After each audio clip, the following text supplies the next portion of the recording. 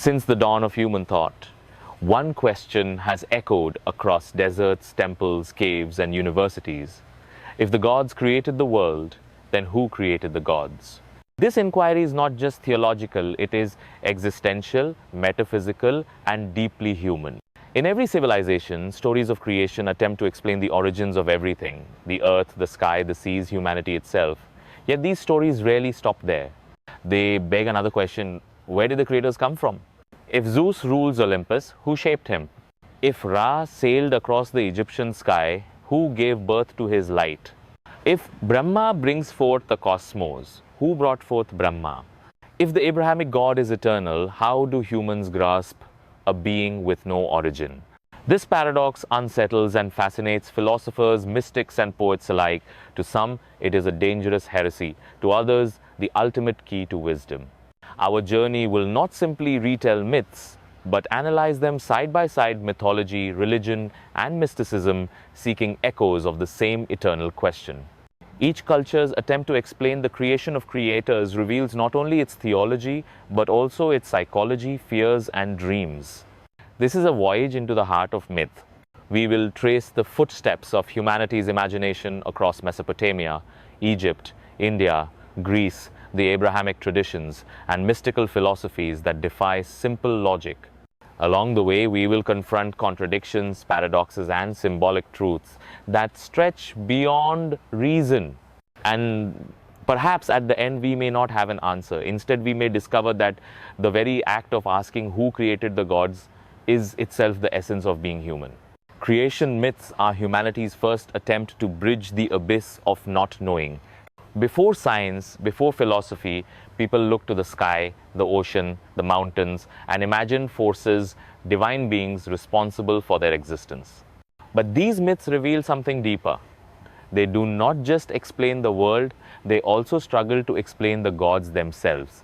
In ancient Mesopotamia, the cradle of civilization creation stories begin not with a supreme god, but with chaos itself.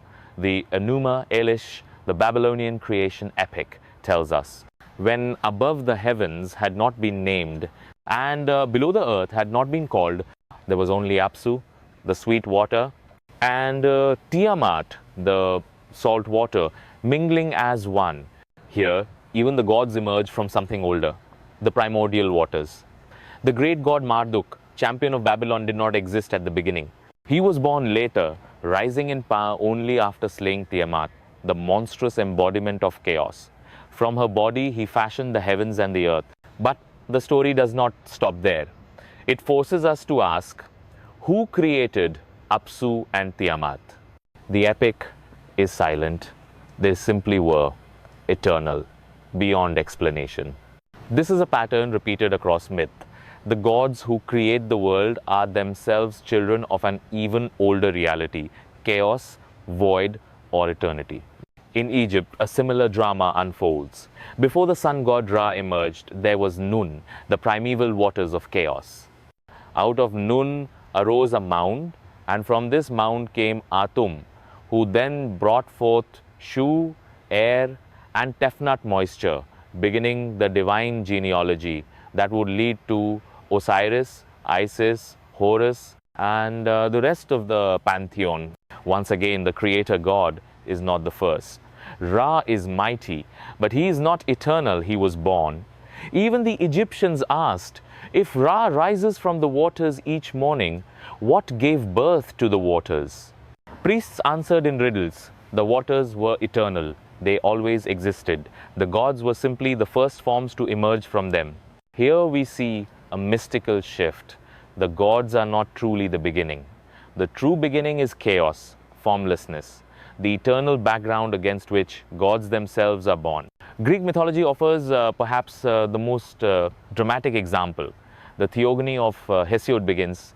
First of all, chaos came into being. Not Zeus, not Cronus, not even Uranus, the sky. Chaos, a yawning void. Out of chaos came Gaia, Earth, Tartarus, the abyss, and Eros, desire. Only then did the Titans, Olympians, and familiar gods enter the story. Thus, Zeus, the thunder-wielding king, is not the ultimate origin. He is a third generation deity, grandson of Gaia and chaos. The Greeks were fully aware of the paradox. Their myths did not shy away from it. In fact, Hesiod leaves chaos unexplained, as if to suggest that beyond all gods there is something ineffable, something that's simply island. From Mesopotamia to Egypt to Greece, the same pattern emerges. Primordial chaos, void, or waters exist first. Gods emerge from this chaos. The world is created through struggle, birth, or ordering of chaos. Thus, even in the oldest stories, humans sensed a truth. The gods are not ultimate. They are part of a cycle, children of something older, something uncreated. And yet, people worship them anyway. For though the gods were not eternal, they were the closest beings that could explain the mystery of existence. Why do so many myths insist that the gods themselves were born from chaos? The answer lies in psychology. Human beings look around and see order emerging from disorder. Day follows night. Plants grow from the dark earth. Life springs from blood and death. The gods then are symbols of this process. Chaos equals the unknown, the infinite, the womb. Gods equals order, meaning the first names we give to the nameless. By making even the gods children of chaos, myths admit what philosophy will later say in abstract form. There must always be something beyond comprehension, something before explanation. And yet, the sting remains. If gods were born, who made them? Were they accidents of chaos? Were they self-created, as some myths claim? Or are they illusions, our projections onto the void? This tension would fuel centuries of theology and mysticism, leading religions to develop concepts of the eternal, uncreated God, a being without origin. But even there, the question lingers, haunting the faithful and skeptics alike. In India, the question of divine origins takes a different shape. Where Mesopotamian and Greek tales speak of battles and births, Hindu cosmology imagines time itself as an endless ocean, rolling in cycles so vast that even gods are but waves upon its surface. Creation is not a beginning that happens once. It is a rhythm, an eternal breathing of the cosmos. In this vision, the god Brahma, the great creator, emerges upon a lotus flower that springs from the navel of Vishnu, who floats upon the endless waters of eternity. Brahma opens his many heads, speaks the sacred words, and from his imagination worlds unfold mountains, rivers, stars, animals, and human beings. Yet Brahma is not eternal. His lifespan, though incomprehensibly long, will one day come to an end. When Brahma dies, his universe dissolves back into the waters, only for another Brahma to be born, another universe to blossom again. This is the doctrine of the Kalpa, the cosmic day and night. A single day in Brahma's life lasts more than 4 billion human years. When night falls, all creation dissolves into formless sleep. When morning comes, creation stirs again. And yet, after 100 years of Brahma's time, even he fades away, replaced by another. Time devours the gods themselves. The implication is profound. The gods are not beyond the cycle, they are within it. Vishnu, Shiva, Brahma, though revered, are part of the cosmic machinery, each with their role in the endless dance of creation, preservation, and destruction. Only something beyond them, Brahman, the unchanging, the eternal reality, lies outside the cycle. Brahman is not a god in the familiar sense, not a being with form or stories, but the ground of all being, the ocean from which the waves arise and into which they fall. For Hindus then, the question, who created the gods, is answered with a paradox. The gods are both creators and created. They are masks worn by the eternal aspects of a reality that has no birth and no death. Brahma is born from Vishnu's dream, but Vishnu himself is not the first. He too is an aspect of Brahman. Even Shiva, the great destroyer, dances upon the stage of time. But the stage itself, the reality behind it, is never destroyed. This perspective changes the very nature of divinity. The gods are not supreme rulers outside the world, they are part of the drama. They guide humanity, embody cosmic forces, and weave the stories that make existence meaningful. But beyond them is the silent presence of the eternal, which no image, no name, no myth can capture. Such an idea resonates with mystics across traditions. For the Hindu sages, it was natural to accept that the gods themselves were not the end. In their hymns and philosophies, they sang of the unborn, eternal, imperishable truth. They spoke of Brahman as that which is before all gods, within all gods, and beyond all gods.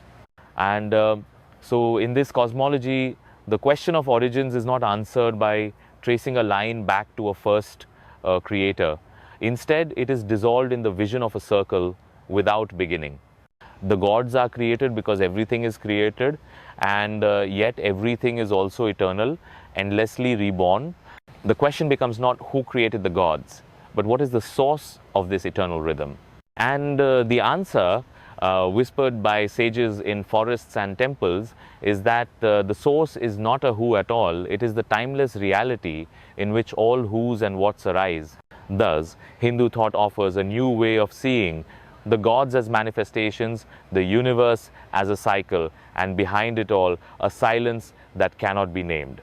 To grasp this is to realize that the divine is not a person to be questioned about origins, but the very mystery of existence itself. If the myths of Mesopotamia, Egypt, Greece, and India spoke of chaos, waters, or cycles that birthed the gods, the Abrahamic faiths broke with that pattern. They declared something startling, even scandalous in the ancient world, that there is only one God, and this God has no origin. In the Hebrew scriptures, the opening words are not about the birth of a deity, but about the act of creation itself. In the beginning, God created the heavens and the earth. No genealogy, no cosmic parents, no formless void giving rise to divinity. God is already there before the beginning. He is not born of chaos. He speaks to chaos and commands it into order. Light shines, seas part, land emerges, all at his word. This idea was revolutionary. In a world where most gods had parents, rivals, or weaknesses, the God of Israel stood apart. He is called Ehe, Asher Ehe, I am that I am, a name that is less an answer than a refusal to answer, a declaration that God's being cannot be traced back further. He does not come from something else. He simply exists. Christianity inherited this radical idea but gave it a new form. God was still eternal and uncreated, but he entered time through Jesus Christ.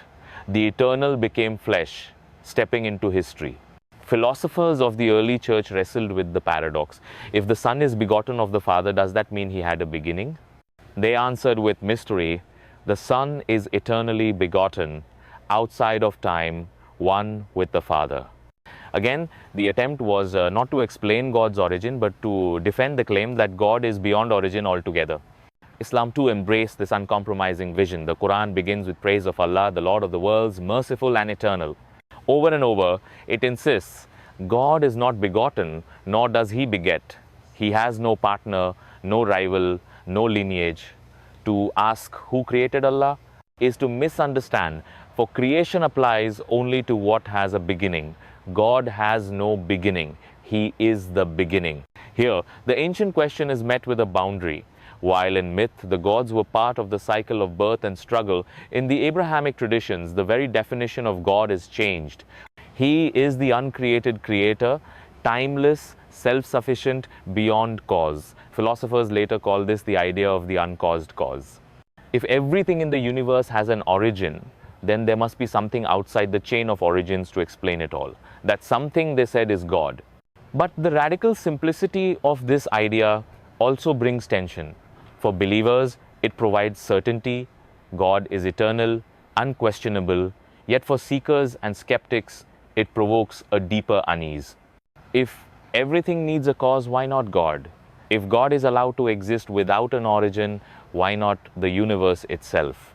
The question returns sharper than before, now aimed not at Zeus or Ra, but at the very heart of monotheism. Mystics within these traditions often embrace the paradox rather than fought it. Jewish Kabbalists spoke of Ein Sof, the infinite, a reality so boundless that it could not even be called God in the ordinary sense. Christian mystics spoke of God as a cloud of unknowing, accessible not by reason but by surrender. Sufi poets sang that God is the beloved beyond description, before whom all questions fall silent. Thus, the Abrahamic traditions offered not just a new theology, but a new kind of mystery. If in pagan myth the gods were questioned about their parents, in monotheism the question itself is redirected. God has no parents, no origin, no who before him. The question, who created God, becomes a doorway into a greater mystery, a reminder that human language breaks down at the edges of eternity. And so the story continues. Humanity moved from imagining gods born of chaos to gods bound within cycles, to a God beyond cycles altogether. Yet the unease does not vanish. For even when declared uncreated, the divine remains a riddle. Our minds, bound to time, struggle to grasp what it means for something to have no beginning. We circle the mystery, telling stories, writing scriptures, building philosophies, always reaching, never fully touching. As religions matured, not all were satisfied with simple answers. To say that God was eternal solved the riddle for some, but for others it raised new questions. If God is beyond comprehension, how do we experience him? If he is eternal, why does the world feel broken, filled with suffering and shadows? Mystical and Gnostic traditions emerged to grapple with these dilemmas, often walking the dangerous edge of orthodoxy. The Gnostics, early seekers in the first centuries of the Common Era, told a bold story. To them, the world was not the perfect creation of the highest God. Instead, it was shaped by a lesser being, a flawed craftsman they called the demiurge. This demiurge, ignorant and arrogant, imagined himself to be the supreme deity, declaring, "I am God and there is no other." But behind him, hidden and unreachable, was a greater fullness, the true divine source they call the pleroma. From that source emanated layers of divine beings, aeons, spiritual forces that overflowed from the ineffable one. In this vision, the question who created the gods takes on a radical new form. The gods we see, the rulers of this world, are not ultimate. They are shadows of shadows, emanations far removed from the true source. Even the demiurge, who claims divine authority, is not the first. He too is born a fragment, an accident of the greater mystery. For the Gnostics, salvation meant awakening to this truth, to realize that behind the gods of this world lies a deeper God, one who cannot be captured in names or images, one whose essence is pure light. Mystical traditions in Judaism reached for a similar depth. The Kabbalists spoke of Ein Sof, the infinite, before whom all creation, even the Sephirot, the divine attributes themselves, are but emanations. God, as we encounter him in scripture, is only a face, a veil. Behind that veil is an endless light, unreachable and unknowable. The Sephirot are like prisms, refracting that light into colors humanity can grasp, but the source is beyond all comprehension. In this way, even within a strict monotheism, the question of origins is answered not with finality but with infinity. Christian mystics too wrestled with the paradox. Meister Eckhart preached that God is not a being but being itself, and beyond that, a God beyond God. To approach him, one must enter the desert of the soul, where all images, even the holiest, dissolve. In that silence, he said, the soul finds the ground where God and human are one. But this ground is not something created, it is the eternal depth from which both God's presence and human existence flow. And in Islam, the Sufi poets sang of Allah as both the most intimate and the most transcendent. Jalal al-Din Rumi wrote of the beloved who cannot be contained in words or forms. For him, the divine was a dance of absence and presence, nearness and distance. I searched for God and found only myself, he wrote. I searched for myself and found only God. To the Sufi heart, the question who created God becomes irrelevant. For the beloved is both the origin and the seeker, the answer and the question intertwined. What unites these mystical voices is the refusal to let the mystery end with doctrine. They peel back the layers of divinity, only to discover more layers still. They insist that what we call God may itself be an emanation, a reflection, a veil over something still more profound. Their stories are filled with daring imagery, hidden realms, secret knowledge, light too bright for mortal eyes. But at their core lies the same intuition that the divine is not simple, not final, not easily grasped.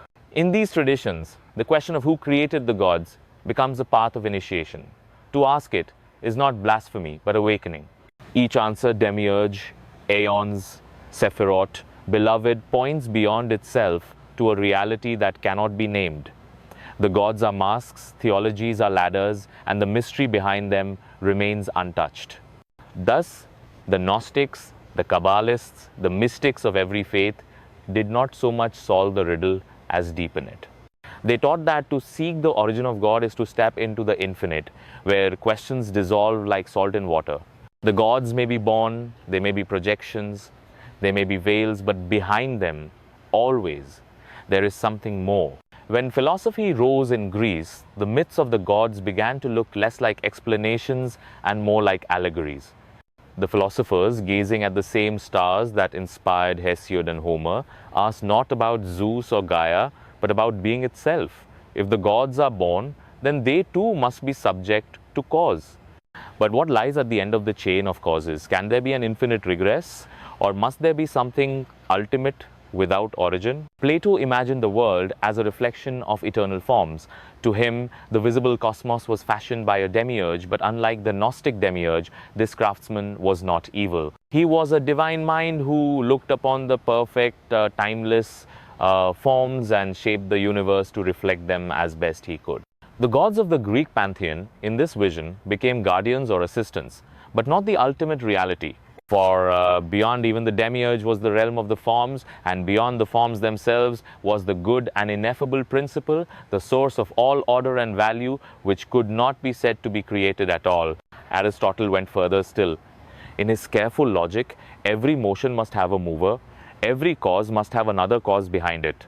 But if the chain of causes goes on forever, nothing could ever begin. Therefore, he reasoned, there must be a prime mover, unmoved, uncaused, eternal. This prime mover was not a god with thunderbolts or temples, but pure actuality, thought, thinking itself, the eternal source of all motion and change.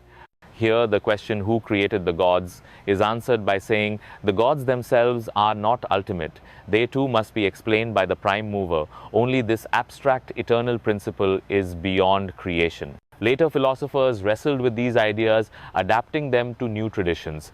The Neoplatonists like Plotinus spoke of the one from which all existence flows like rays from the Sunday. The gods in this vision were emanations, intermediaries between the infinite one and the finite world. They were not creators in themselves, but bridges between the uncreated source and the created cosmos. As these philosophies spread, they mingled with religious traditions, reshaping them. Early Christian thinkers used Aristotle's logic to argue for God as the uncaused cause, the eternal being beyond time. Islamic philosophers like Avicenna and Averroes built entire systems to explain how the one, perfect and simple, could give rise to the many complex world we see. Jewish philosophers such as Maimonides embraced Aristotle's reasoning, insisting that God is beyond attributes, beyond description, the necessary existence without which nothing else could be. Philosophy gave the ancient question a new clarity, but also a new austerity. No longer were gods born from waters or voids. No longer were they figures with families and struggles. The divine was abstract, eternal, necessary. To ask who created the gods became for philosophers a misunderstanding. If a being needs to be created, it is not truly God. The true divine must be uncreated, the foundation of all being. And yet, this rational turn did not banish the mystery, for while philosophers could argue for a prime mover or a realm of eternal forms, the human mind still struggles to imagine eternity. The question of origins still presses upon us, not only logically but emotionally. If the gods of myth are too human, the god of philosophy can feel too distant, too cold. People still longed for stories, for symbols, for something to bridge the gap between the abstract and the personal. Thus, philosophy did not end the question, it reframed it. It stripped the gods of their birth stories and battles, and in their place set principles, the good, the one, the prime mover, necessary being. But behind the precise language of logic lay the same intuition that haunted the earliest myths. There must be something that simply is, without beginning, without cause, the source from which everything else flows. And so whether told through story or through syllogism, the question leads to the same horizon. We may call it chaos, Brahman, Ein Sof, the good, or the prime mover, but it always points beyond the gods we know, beyond the world we see, to a mystery without origin. When we step back and look at the vast tapestry of human imagination, the stories of gods and their origins no longer appear isolated. They speak to one another across centuries and continents, whispering variations of the same haunting theme.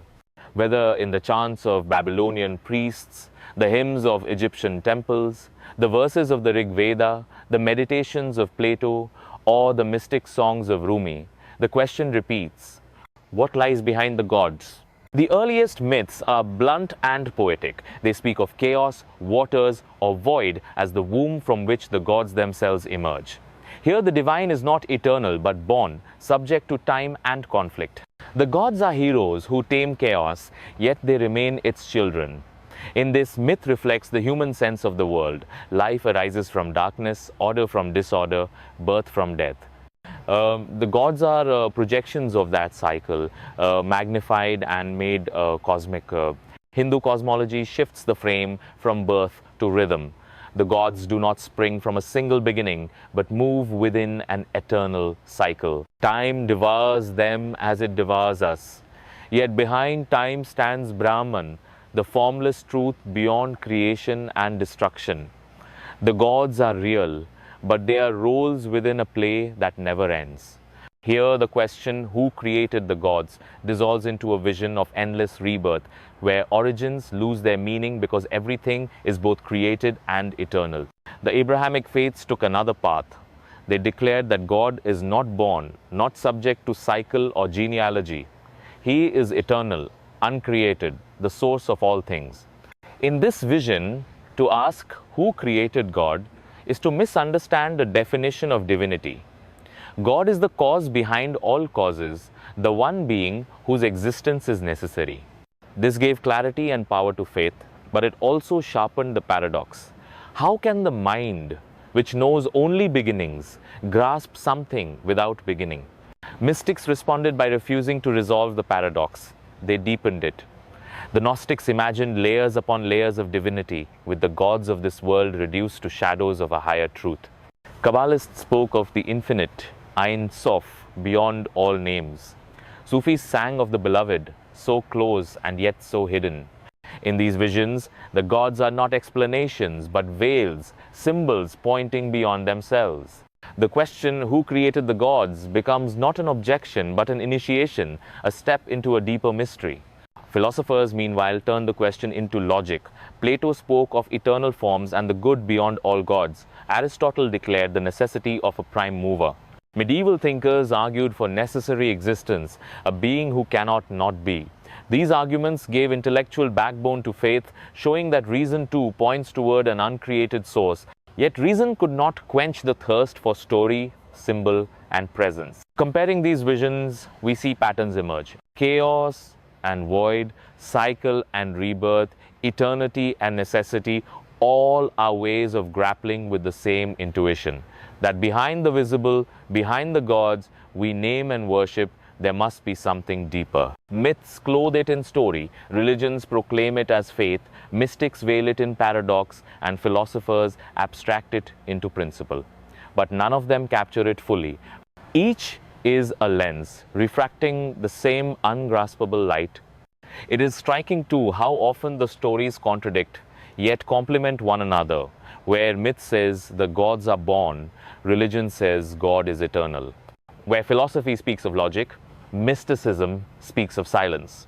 And yet beneath their differences they circle the same abyss, the human need to ask, the refusal to be content with surface answers, the restless reaching for what cannot be reached. Perhaps this is the deepest truth of the question. To ask who created the gods is not merely to inquire about divine genealogy. It is to confess the hunger of the human spirit, the refusal to stop at the first answer, the instinct to look beyond, to peel back every layer until only mystery remains. The stories differ, but the quest is the same. Humanity is not content with gods who are born. We long for the uncreated, the eternal, the ground of all being. And yet, even when we name it chaos, Brahman, God, the One, it slips through our fingers. Words falter, myths contradict, philosophies collide. What remains is not certainty, but wonder. The question, unanswered, keeps us searching. It keeps us human. As the modern age dawned with its sciences and its skepticism, the gods began to retreat from the heavens into the imagination. Telescopes peered into the stars and found no Zeus enthroned upon Olympus. Archaeologists uncovered temples but no living deities within. Yet the question of origins did not vanish. Instead, it turned inward. If the gods were not born of waters or voids, perhaps they were born of us. Carl Jung, the Swiss psychologist, looked at myths and religions not as falsehoods, but as mirrors of the psyche. To him, the gods were archetypes, eternal patterns of the human unconscious. They were not invented deliberately, but arose spontaneously from the deep structures of the mind. Zeus, Isis, Vishnu, Yahweh, each was an expression of something within us: authority, motherhood, preservation, transcendence. In this view, the question, who created the gods, is answered by saying, humanity did, but not consciously. The gods are projections of the collective unconscious, born from our inner chaos, the waters of the soul. Joseph Campbell took this further, weaving myths from every culture into a grand pattern he called the monomyth, the hero's journey. He saw in every story of gods and heroes the same psychological truths: separation, initiation, return. The gods for Campbell were masks of the same eternal mystery, symbols that guided humanity through its fears, hopes, and transformations. They were created not to explain physics, but to shape meaning, to give the soul a map. Here, the paradox grows sharper. If the gods are archetypes, then they are both eternal and created. Eternal, because the patterns of the psyche repeat in every age, every culture. Created, because each society clothes those patterns in its own names, stories, and symbols. In this vision, the gods are born again and again, not from chaos or void, but from the imagination of human beings reaching for the infinite. This psychological lens does not diminish the gods. In some ways, it deepens them. To say that Zeus is an archetype of authority, or that Isis is the eternal mother, is not to strip them of power, but to show why they endure. They live because we live. They are immortal because the patterns they embody are woven into the fabric of the human soul. And yet, even this interpretation does not silence the ancient question. If the gods are born from the psyche, what is the origin of the psyche itself? If archetypes shape our imagination, where do archetypes come from? Jung himself admitted the mystery. He called archetypes forms without content, structures as old as humanity itself. Some, he believed, might be older, still woven into the very nature of existence. In that sense, even psychology circles back to myth, pointing to realities that precede explanation. Thus, in the symbolic and psychological reading, the gods are not illusions to be dismissed, but truths disguised as stories. They are the language of the soul, speaking in images where reason cannot. To ask who created the gods is to ask who created us. For the gods are born where the human and the infinite meet, in the depths of imagination and dream. And so the story continues from chaos to cycles, from eternity to archetypes. The gods are revealed as both beyond us and within us, eternal mysteries and inner mirrors. Whether in temples or in dreams, whether on Olympus or in the unconscious, they remain companions of the human journey, leading us always back to the same horizon, the mystery of existence itself. The question grows heavier the further we pursue it. Myths gave us stories, philosophy gave us logic, psychology gave us archetypes, but still the mind insists. Every effect must have a cause. Every birth must have a parent. Every god must have an origin. And yet, When followed to its end, this chain collapses into paradox. If every being is created, then there must be an infinite regress of creators behind creators, gods behind gods, without ever reaching a first. But an infinite chain without beginning explains nothing. It stretches forever without foundation. To escape this trap, traditions turn toward the idea of the uncreated, something that simply is timeless, without cause. But here, too, the mind falters. What does it mean for something to exist without beginning? The mystics embraced this paradox as a truth deeper than reason. They said that time itself is not ultimate, that creation is not a sequence, but a mystery unfolding in eternity. In this view, to ask who created the creator is to ask the wrong kind of question, as if trying to measure silence with a ruler. Creation, they suggested, is not about a before and after, but about an eternal now. God or Brahman or the One is not in time, but time is in him. Consider the image of a circle.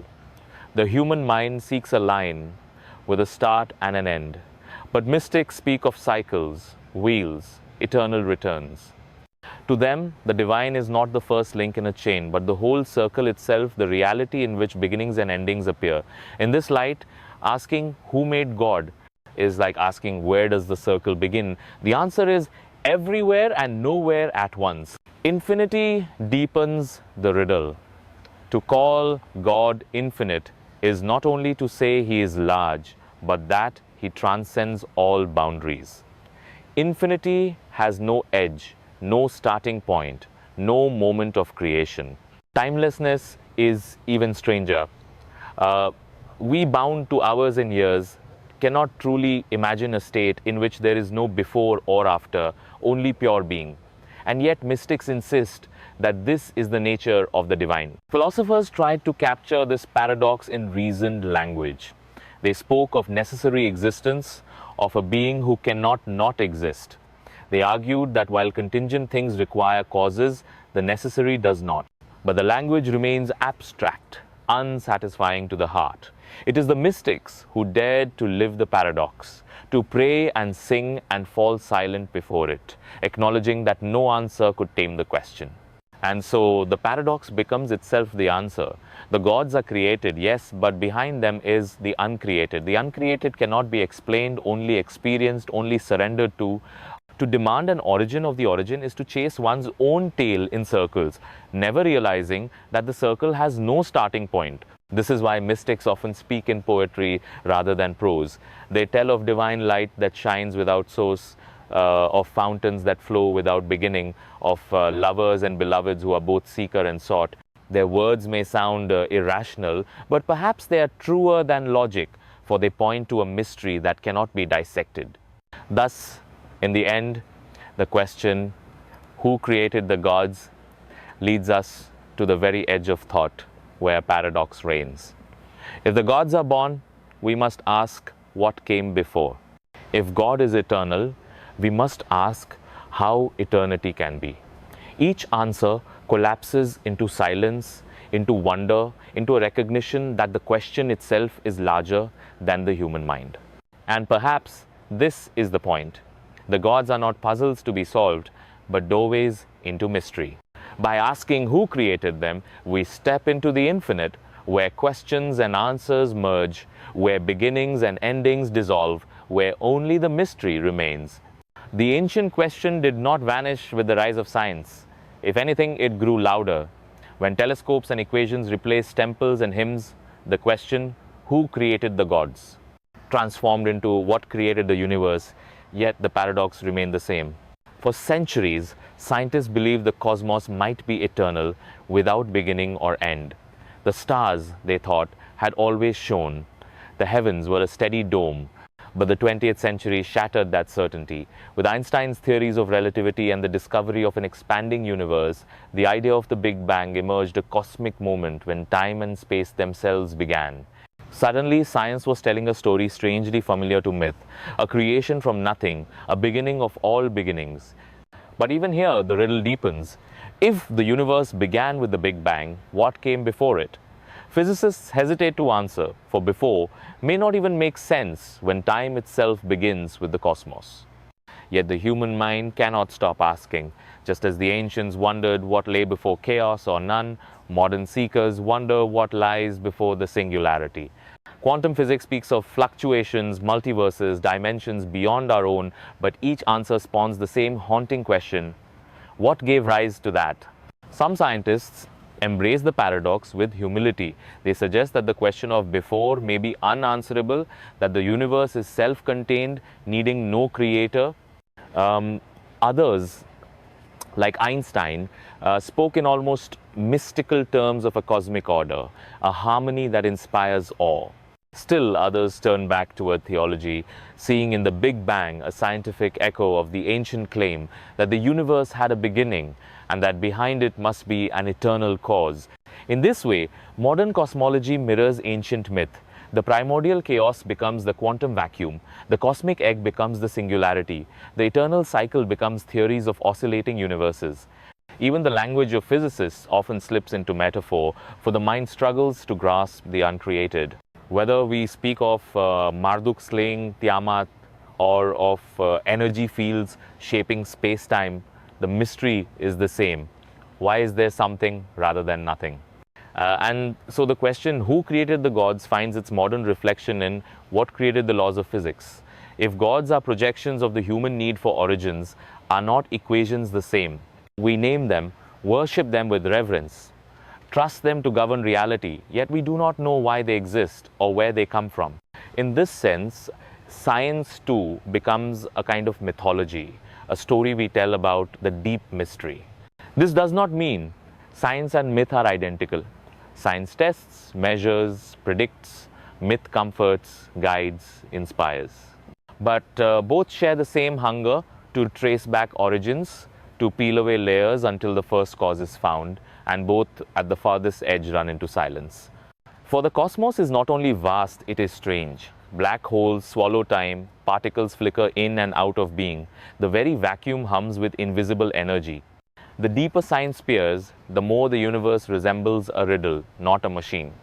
In this, it converges with the insight of the mystics, that ultimate reality is not something we master, but something we encounter with awe. Thus, the modern age, with all its technology and theories, has not escaped the ancient question. It has only given it new clothing. The gods of Olympus may have faded, but the mystery of origins remains. The same human wonder that once gazed at the Nile or the night sky now stares at galaxies and quantum fields, asking in a new tongue the same eternal question: what lies before all beginnings? Who or what gave birth to the gods, to the laws, to the universe itself? And once again, the answers circle back to paradox. Some say nothing created it, it's simply island. Others say a mind, a god, stands behind it. Still, others say the question itself is flawed, a human habit of thinking in causes when reality is beyond cause. Yet none can silence the question. It remains like a heartbeat under all our knowledge, driving us forward, pulling us deeper. At the end of this long path through Mesopotamian waters, Egyptian sunrises, Greek voids, Hindu cycles, Abrahamic eternities, Gnostic emanations, philosophical abstractions, mystical silences, psychological archetypes, and scientific equations, the question still waits, undiminished: if the gods created the world, who created the gods? Every tradition has tried to answer, and each has given us a fragment of truth. Myths told us that gods are born of chaos, as children of the void. Hindu thought reminded us that creation is not a line but a circle, and that even gods must dance within the rhythm of time. The Abrahamic faiths declared that God is not born at all, but eternal, uncaused, the very ground of existence. Mystics whispered that divinity itself is layered, veiled, beyond all names. Philosophers argued for a first principle, a prime mover, a necessary being. Psychologists showed that the gods may live inside us as archetypes of the human soul. Scientists, staring into galaxies and quantum foam, found themselves facing the same abyss that haunted the ancients, the mystery of beginnings, the silence before the first moment. And yet, none of these voices silences the question. They circle it, illuminate it, deepen it, but never end it. The gods are born, and behind them lies the uncreated. The uncreated is declared eternal, but eternity itself is unimaginable.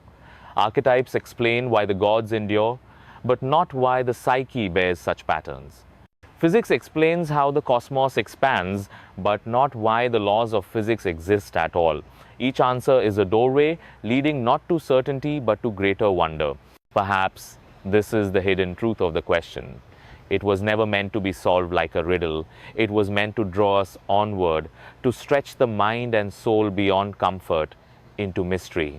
To ask who created the gods is to awaken to the limits of our knowing, to stand before the infinite with humility. It is to admit that behind every name, every story, every equation, there is something unspeakable, something that cannot be reduced to cause or origin. The ancients called it chaos, Nun, Brahman, the One, Yahweh, Allah, the Infinite. Mystics called it silence or light or love. Scientists call it energy, singularity, quantum field. Poets call it mystery. Each is a gesture toward the same horizon, a horizon that recedes the closer we walk toward it. And so the question remains open, as it must. If the gods created the world, who created the gods? Perhaps no one, perhaps nothing. Perhaps the question itself is flawed. Or perhaps the answer is not to be spoken but lived in wonder, in awe, in the willingness to stand before mystery without demanding it to resolve. For in the end, it may be that the gods were never meant to answer the riddle of creation. They were meant to remind us of it, to embody the mystery that lies before and beyond us. To keep alive the flame of asking, the restlessness that makes us human. The gods may be born, they may die, they may be eternal, or they may be masks of something beyond all words. But the question endures. And it is in that endurance, in that refusal to be satisfied, that we find perhaps the closest thing to truth we will ever know. At the farthest edge of thought, the question, if the gods created the world, who created the gods? Becomes more than a puzzle. It becomes a mirror, reflecting back the limits of human reason and the boundlessness of human longing. It is not simply about the origins of deities, but about the origins of existence itself, about why there is something rather than nothing. And behind that lies a still deeper wonder. Why do we fragile creatures of dust and breath dare to ask such a question at all? For in asking it, we confess that our imagination is larger than our knowledge. We invent myths of chaos, of waters, of voids, of cycles. We imagine gods born and gods eternal. We shape philosophies of prime movers and necessary beings. We craft sciences that trace time back to its beginning. Yet at every turn, the horizon recedes. Each answer lights the path for a while, only to reveal greater darkness beyond. Perhaps this is the true gift of the gods, not to resolve the question, but to embody it. They are the forms we give to mystery, the masks worn by the unknown. When we speak of Zeus or Ra, Vishnu or Yahweh, Ein Sof or the One, we are not capturing reality, we are pointing to it, gesturing towards something that refuses to be contained. The gods live because the mystery lives, and the mystery endures because the question cannot be silenced. The paradox at the heart of the question is what makes it inexhaustible. If the gods are created, they are not ultimate. If they are uncreated, they are incomprehensible. If they are projections of the psyche itself becomes divine. If the universe is eternal, then eternity itself is the God we seek. Every path leads back to the same abyss, the same silence, the same flame of wonder that has burned in the human heart since the first gaze at the stars. And here we glimpse something profound. Maybe the question is not meant to lead us to an answer, but to transform us in the asking. To seek the origin of the gods is to seek the origin of meaning, of life, of consciousness. It is to confront the possibility that existence has no why and yet to live as if it does. It is to hold paradox not as a failure of reason, but as the language of truth. The mystics have always known this. They speak of a light that shines without source, a love that flows without beginning, a silence that contains all words. They teach that to dwell in the question is itself a form of worship, a surrender to the infinite. And in this surrender, we find not despair, but wonder, recognition that the world, the gods, and ourselves are bound together in a mystery that will never be exhausted. Thus, the journey ends where it began, with a question that refuses to die. If the gods created the world, who created the gods? We do not know. We cannot know. And yet, in the not knowing lies the deepest wisdom. For it is in our restless reaching, in our refusal to stop at easy answers, that we touch the infinite. The gods may rise and fall, philosophies may shift, sciences may rewrite their equations, but the question will remain eternal as the stars, intimate as the breath, and perhaps in the end, the question itself is the answer.